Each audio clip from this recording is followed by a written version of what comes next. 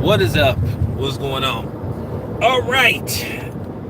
Get me a live stream in. I'm going to try to knock out everything all at once. I'm going to start. I'm going to do a lengthy stream because I got like some time before I get home. I'm going to start with the NFL.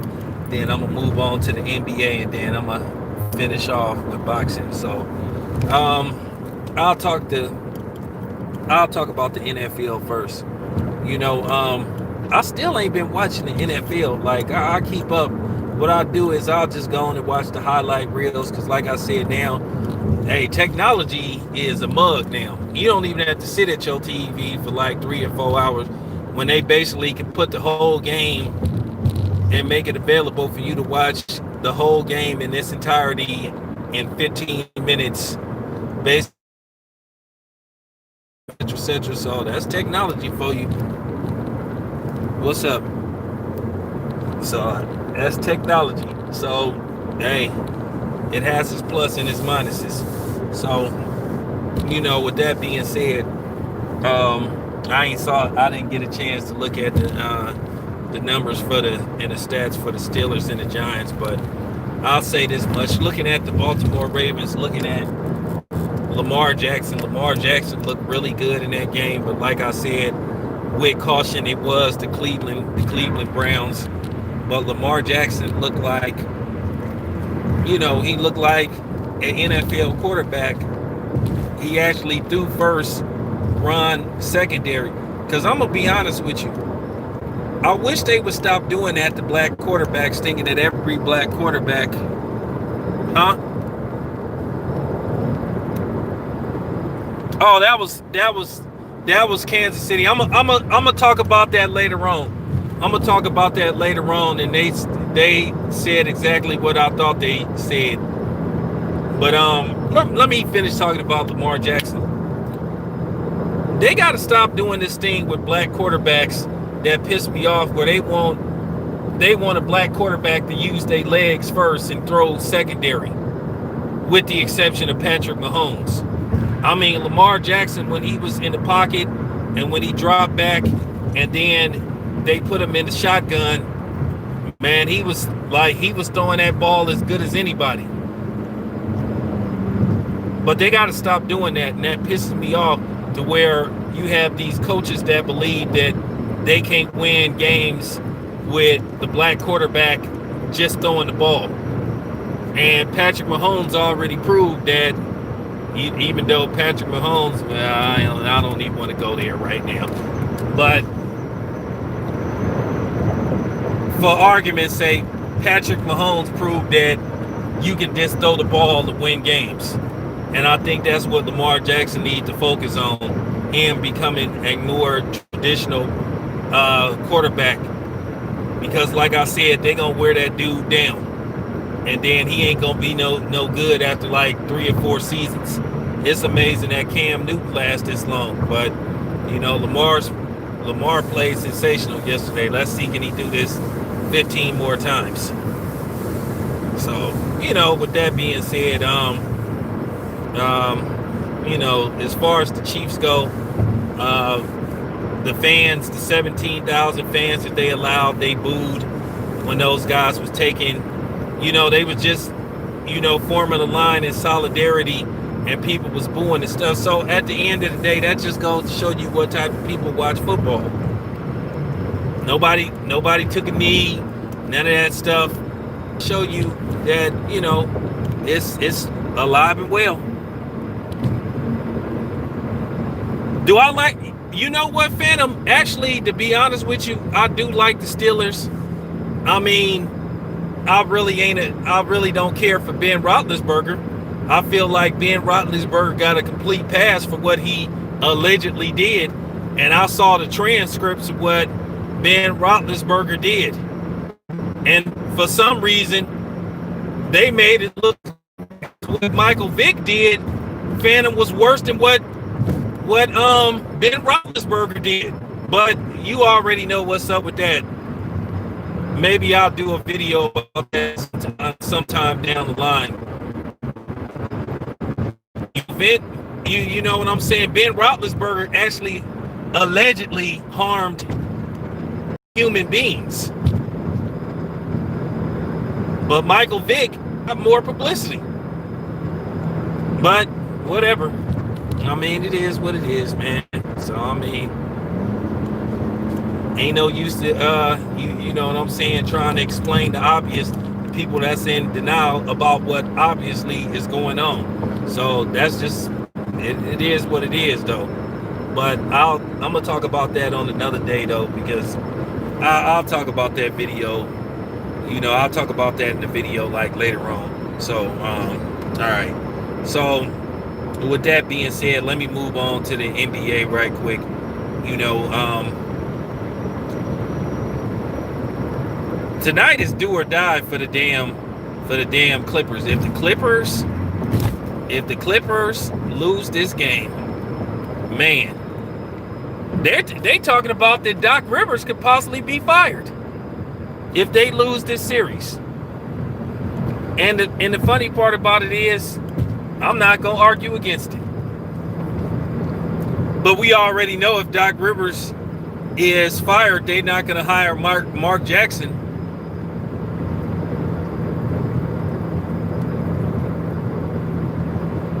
Phantom, if you would have told me this series would have went 7, I thought after game 1 that this was going to either end in 5 or possibly a sweep. And you got to give the Denver Nuggets credit; they are resilient. They feel like they can win this series. They wasn't playing. You know how you have some teams that play just so they don't get swept, or just so they don't, you know what I'm saying, get beat, you know, bad in the series. But they actually believe they can win this series. And I think the Clippers just kept thinking that they was going to lie down. And actually the Clippers blew the lead in game 6.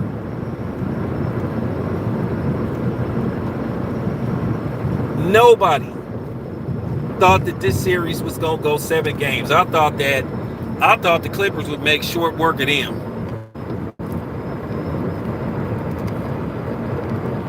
The Cavs, I mean, the Cavs are irrelevant. The Cavs are headed for the draft once again. You know, they'll get the #1 pick probably next year, because the Cleveland Cavaliers get the #1 pick every other year. So I'm pretty sure they'll make sure the Cleveland Cavaliers, I don't want to say that word, rig, but yeah, the Cleveland Cavaliers will get the #1 pick probably, if not next year, the year after next. Hey, what's up?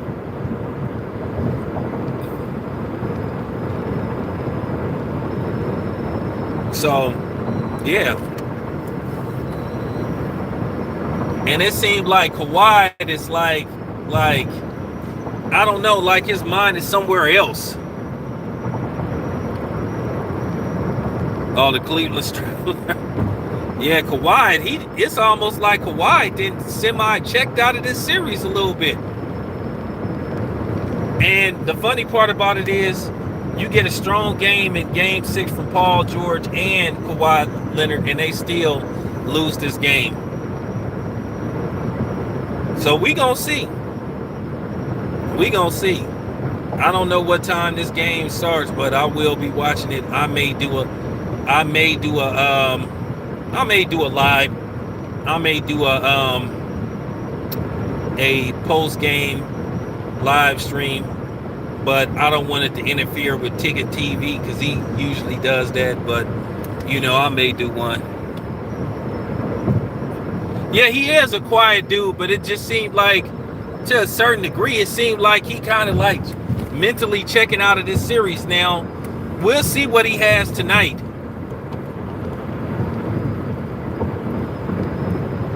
I think he mentally checked out the past couple of games.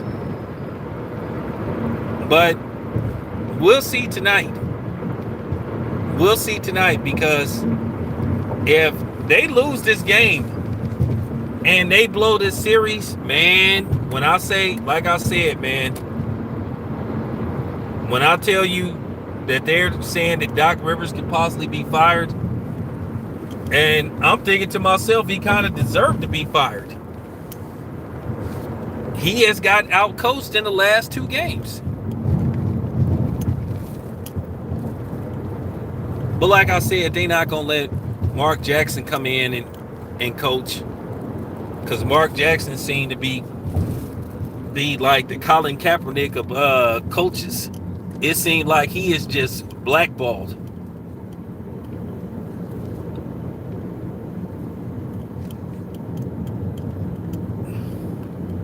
I think that's so unfortunate that he can't get another job because of what happened with him in Golden State. And the funny part about it is, all we going by is what we heard. We don't even really know.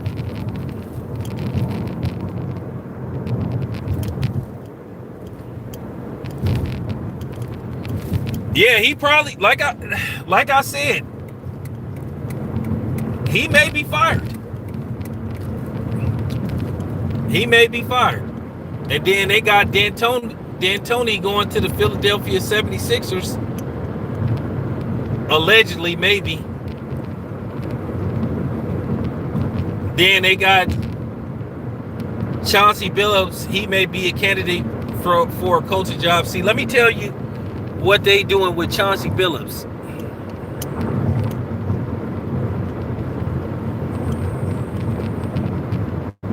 Let me tell you what they doing with Chauncey Billups. It's sort of like a save face move, because Steve Nash gets the Brooklyn Nets job. So people are like, wait a minute, whoa. How did Steve Nash get this job?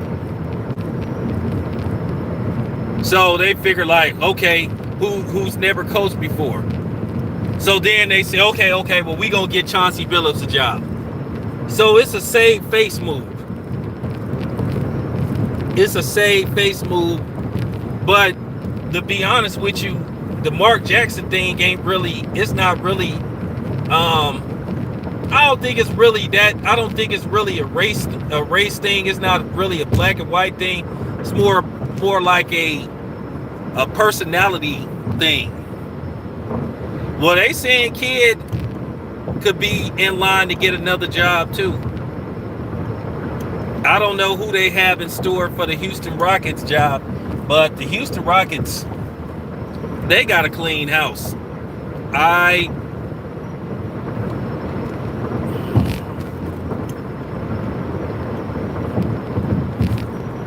Wait, put that in my other video. I can't talk about that, Phantom, on these streams though, because YouTube be giving me a hard time talking about stuff like that on them streams. Shit, Giannis still need to be developed. You know, I think we got to be honest about Giannis. Giannis still is a flawed player. He still got liabilities on offense that can be detrimental to the Bucks. Now, the Bucks have said they will spend money to build a team around him. But the question is, do he want to stay? And you've been hearing the rumors that Giannis is acquiring about property in South Beach, Florida. Now, nothing has been set in stone, but these are just rumors. So nothing has been set in stone, but you hear that Giannis has been checking out property out there.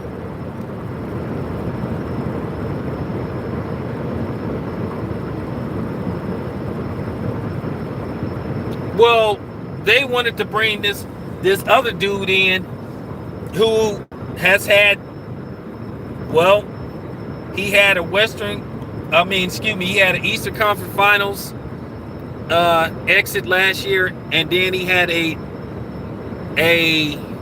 semi-finals outing where he was ousted.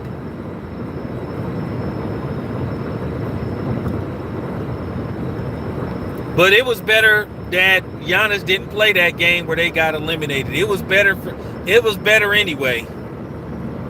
it was just better that it was just better that they did play him. Oh, appreciate that. Yeah, it was just better that Giannis said anyway. What's the use of him playing and get knocked out? At least he could say, "Hey, I wanted to play, and I just wasn't able to play." Because, like I said, Giannis is gonna have to do a lot of things this summer. He's got to get that free throw percentage up. He got to at least get it to the 60s. You know, to like at least between, at the very least, he could at least try to get it between maybe 65 to maybe 69, 70. I mean, Tim Duncan was a career 69%. That's solid. I mean, Tim Duncan wasn't like Shaquille O'Neal where you had Hack a Tim, but you had that Hack a Shaq. So Giannis just got to do all that stuff. Then he need a consistent mid-range shot. He need to learn how to post people up a little bit better, play with his back to the basket. So it's a lot of things Giannis can improve on I mean, he's only 25.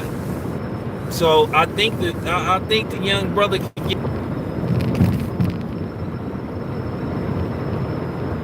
Well, all that shit changed with Kevin Garnett. Hakeem was a solid free throw shooter. Karl Malone was a good free throw shooter. I mean, as far as centers go, you know, I don't know what Kareem shot, but I don't think Kareem was a terrible free throw shooter. But Shaquille O'Neal, he was horrible. Hey, appreciate that.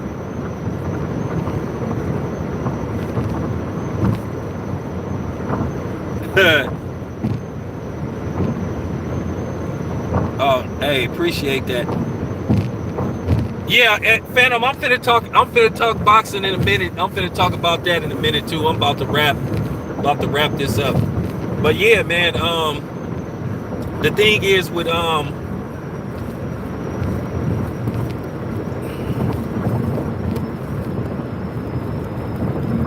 there you go. That's why I tell you Kareem was like the real. That's why I tell you Kareem is like the real GOAT. Don't get me wrong, man. Michael Jordan made me tons of money. Michael Jordan made me tons of money, man. And I'm still making money off Jordan. So, you know, reselling his shoes. So, you know, it is what it is. All right, man. So, all right, man. Let me get to the boxing thing. I'll talk Triple G probably before I wrap up the stream. But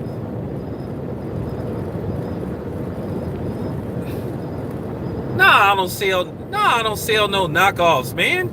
I'm a reseller. I don't sell no knockoffs. Man, don't you know you can go to jail for that shit?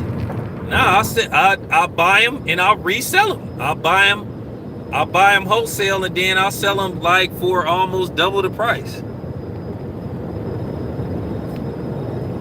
I ain't never sold. I don't sell no knockoffs. Cause I'll be on OfferUp and I'll be on what's that other one? Craigslist. Yeah. So you get in trouble. You can't.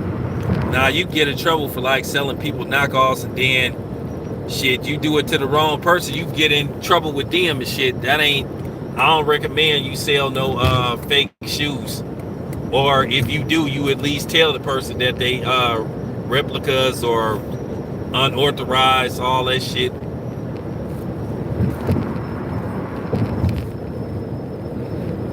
He damn near. He damn near.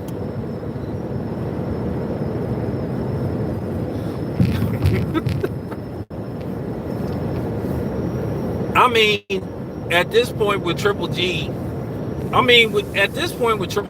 Triple G, he is who he is, and he is who I've always said he was.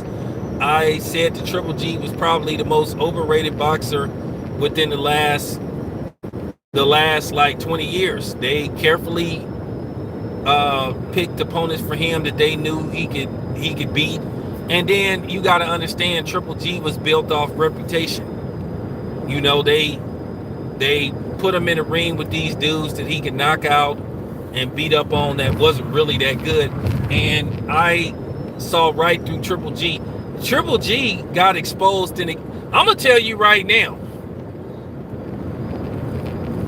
the Kell Brook fight made Canelo interested in fighting him.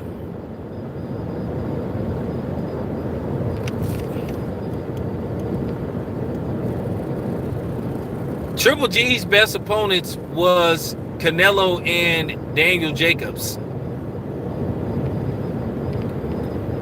But the Kell Brook fight, where he fought Kell Brook, and Kell Brook really didn't have no business fighting Triple G. But you give him credit that he took that fight. But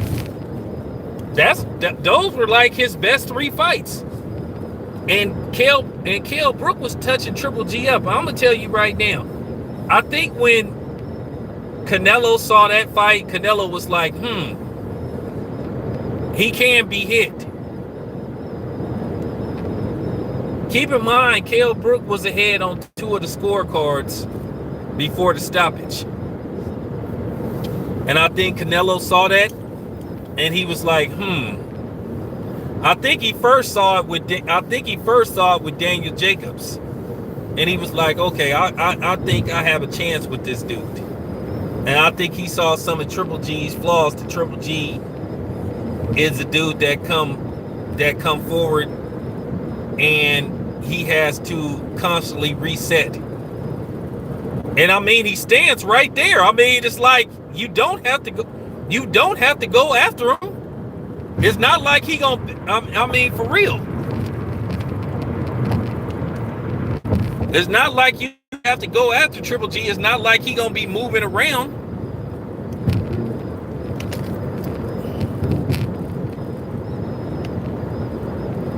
So, yeah, he got touched up by Kell Brook. The fun part about it is Kell Brook did more damage to Triple G than Canelo did. Kell Brook like lumped Triple G up.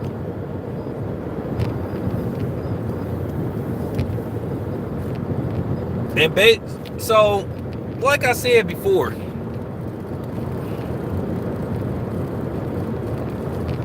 man, Hagler would have made Triple G quit after like 5 rounds.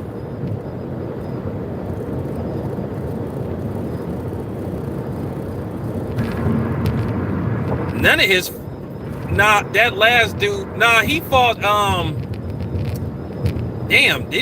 think his last fight was against Derevyanchenko, or was it one fight after Derevyanchenko? I think it might have been one fight after Derevyanchenko, but he lost to Derevyanchenko. But Derevyanchenko, him and Charlo, that's going to be a real good fight. That's going to be a real good fight. I have Charlo probably winning that fight. I have him winning that fight, probably decision. But Derevyanchenko going to have his moments. Derevyanchenko is going to have his moments in that fight. But I got Jamal winning that fight. And the funny thing is that fight started well, actually the actual card started around 4 p.m. and they charged you like $74. I thought it would be a little bit cheaper.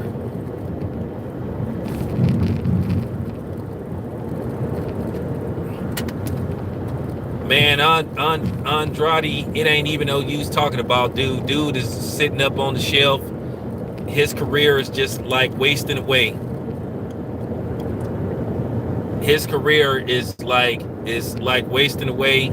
He a guy at 32. He don't have no signature fights. None.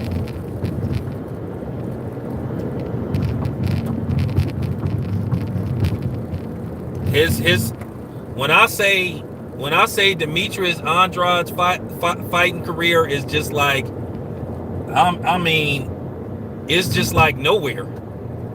It's just like nowhere. He's done and it's not his fault. It's not his fault. He got bad representation. He got a bad deal. He got a bad deal. He got a bad contract. It's just like, dude, just like he gonna be one of them dudes. Like I said, 15 years, we just gonna be talking about, man, dude was pretty good, but we never got to see him against nobody. He just in a bad position. And here's the thing, it's no guarantee, even if he go to the PBC, that he's still gonna get fights. He just one of them dudes. He got a awkward ass style. And the thing about Demetrius Andrade, certain fights he get up for, certain fights he don't get up for. So, you know, I think that's unfortunate what's happened with his career, but you know, it is what it is, man. What else? I mean, this has been going on. We've been complaining about him for like the last 3 years. So, you know, when he was with Banner, they couldn't get him no fights. See, the thing about boxing is like about politics. It don't even matter how good you are. It's just a lot of, like I said, it's just a lot of stuff that be going on behind the scenes where you just end up pulling out your hair, because it's just like, man, why can't we get none of this stuff did? Why can't we get these fights made? You look at the situation with Gary Russell Jr. and Devin Haney. That's another example. But then at the end of the day, it's not all Gary Russell Jr.'s fault. Gary Russell Jr., like I keep saying, Gary Russell Jr. is just going to have to come clean. Like I said, most of us know what's going on behind the scenes, but it's not our job. It's not our job to tell and explain what's going on. It's up to Gary Russell Jr. He's not per se ducking Devin Haney. It's just something it's just a lot of stupid shit that just going on behind the scenes. And this been going on for years with him. Hey, what's up? Compton in the house. Yeah, it's just a lot of bullshit in politics that's going on behind the scenes with Gary Russell Jr. Like, he just, you know, because I'm gonna tell you something. I've been trying to talk to his team. I've been trying to get that Batman dude. I've been trying to get in contact with him, but I've reached out to him. I haven't heard back from him yet. I'm waiting to hear from him. Like I said, I'm gonna try to get him on here. I'm gonna give him the whole show, and we gonna cook.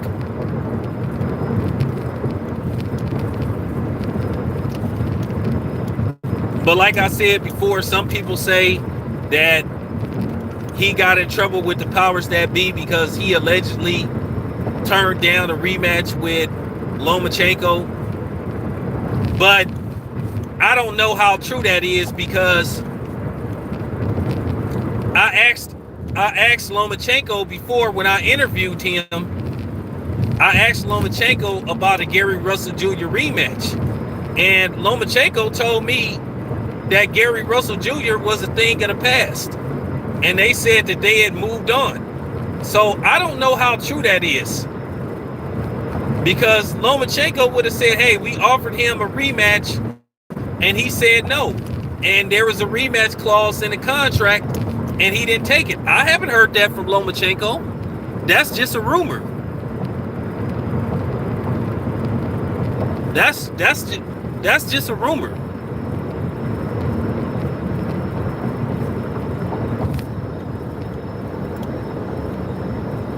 Yeah, that's just a rumor. That's never been proven. I haven't heard. I didn't talk to Gary Russell Jr. a few times about that fight.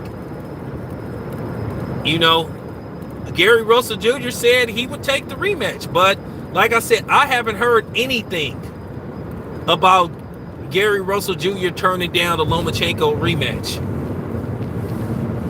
And you would think by now that would have came out. Lomachenko, like I said, when he was asked about a Gary Russell Jr. rematch, he said, "Hey, I moved up. I moved on.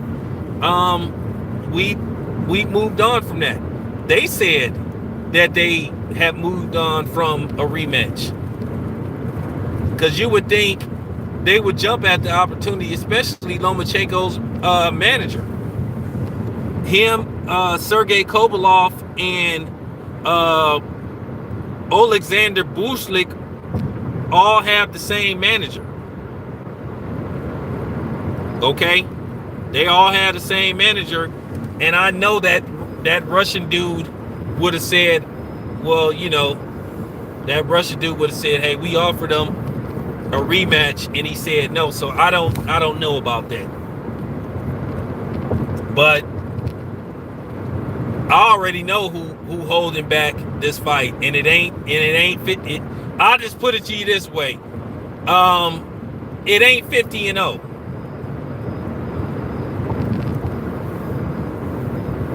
You know, Gary Russell Jr.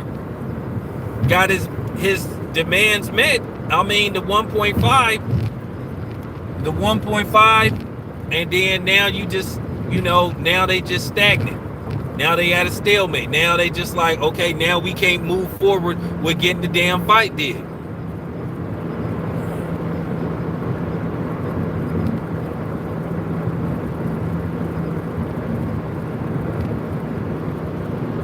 And you just like, man, is you serious?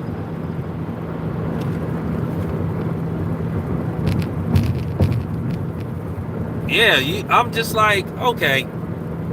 And it all sounded good too. But you know, I'm gonna be going to I'm gonna go to their camp. I'm gonna try to go to the Haney's camp, and then I'm gonna try to go to I'm gonna try to link up with Kenny and Sean, and I'm gonna try to get an in-depth interview with both of them, because we gonna try to talk about what's next for Sean. Because I don't think, here's the thing, it appears that Sean want the Errol Spence rematch, but Kenny want the Bud fight.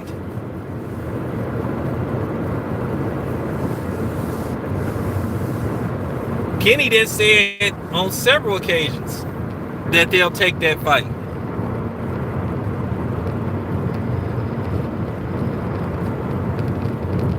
Oh, me and Kenny was never at odds with each other. Nah, I mean, it was just one of them situations where at first I didn't understand him, but Kenny is a solid dude, man. He is a solid dude.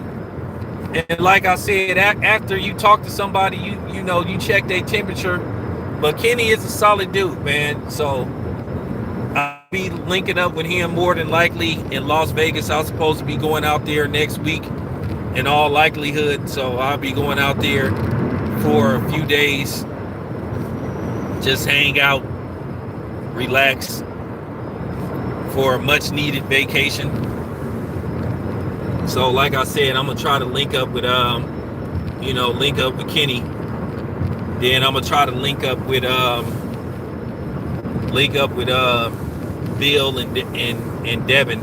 I don't know where they GM at, but I'm pretty sure they GM is on the outskirts of the strip, because most of those gyms are like on the outskirts of the strip. So I'm pretty sure I'll be able to find him.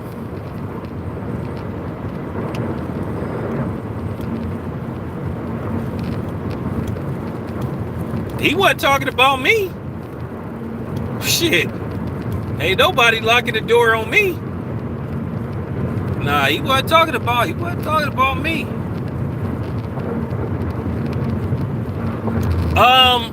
Well, it's a little bit better, Jerry. Actually, it's a little bit more clearer now than how it looked like a few days ago. It ain't really looked like how it looked.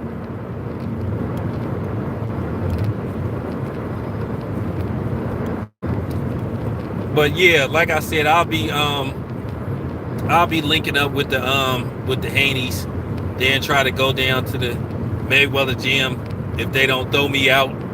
Try to seek and talk to Rolly.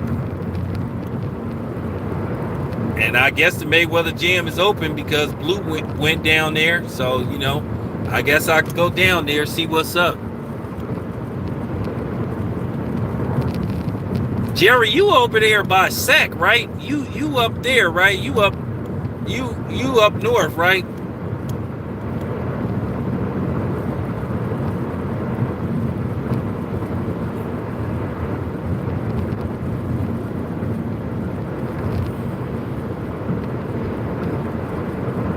Cause it ain't all misty and shit and oh, Seattle, yeah, okay.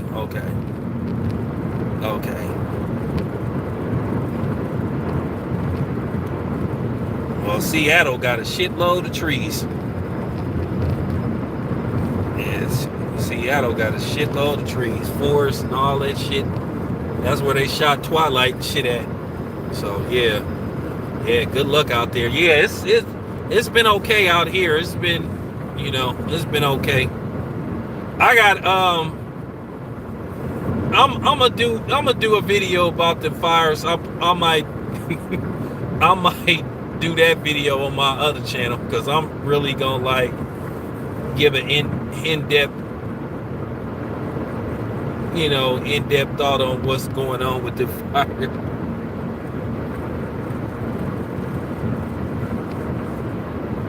Yeah, I'm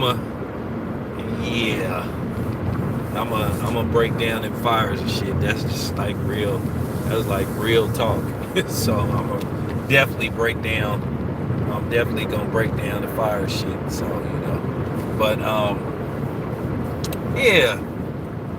So like I said with Gary Russell Jr., like I said, they gonna have to tell the public what's going on.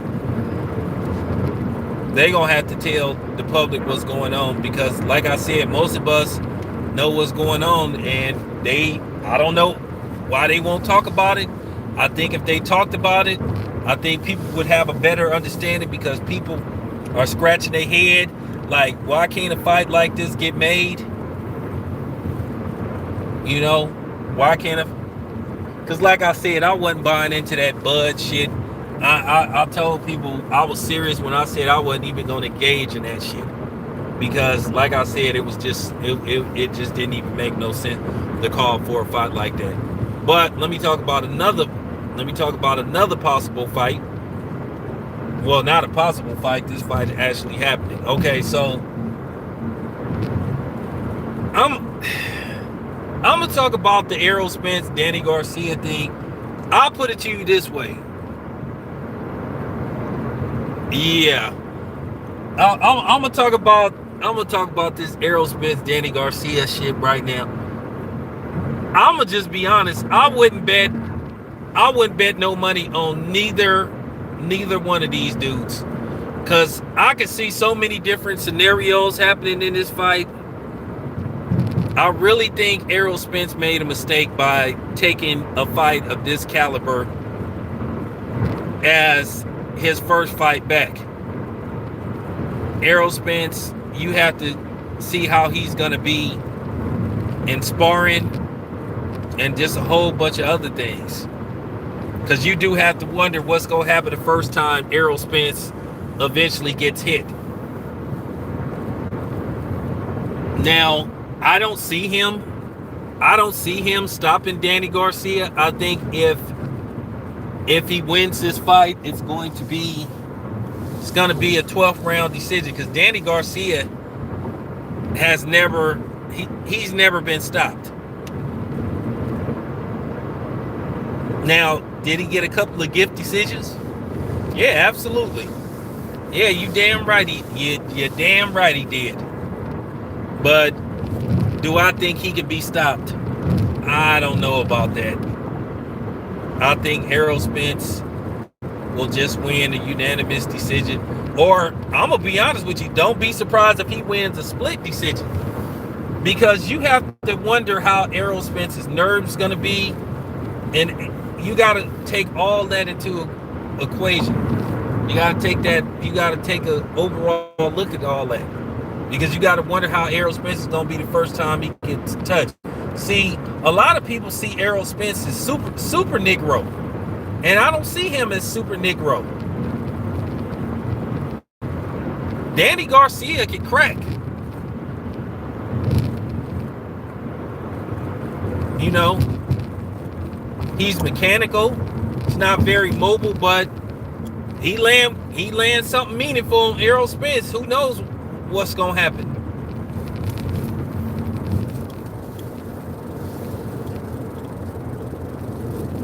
I just think Errol Spence I think he'll play it safe for the first couple of rounds, and then I think he'll start to let loose probably after the fourth round. But like I said, Danny Garcia is gonna be dangerous throughout the fight. Very dangerous. And Errol Spence do have a bad habit of not moving his head. And I just think if Danny Garcia could land that hook in exchange, then who knows? But I think Danny Garcia will have his moments in the fight, but I still would go with Errol Spence to win that fight by a unanimous decision. I don't even think he gonna drop Danny Garcia. I think that he just gonna out muscle Danny Garcia.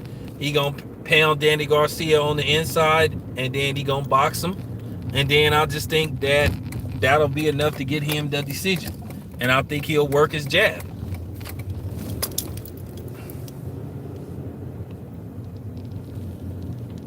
I think Errol Spence will fight him close quarters probably throughout the fight.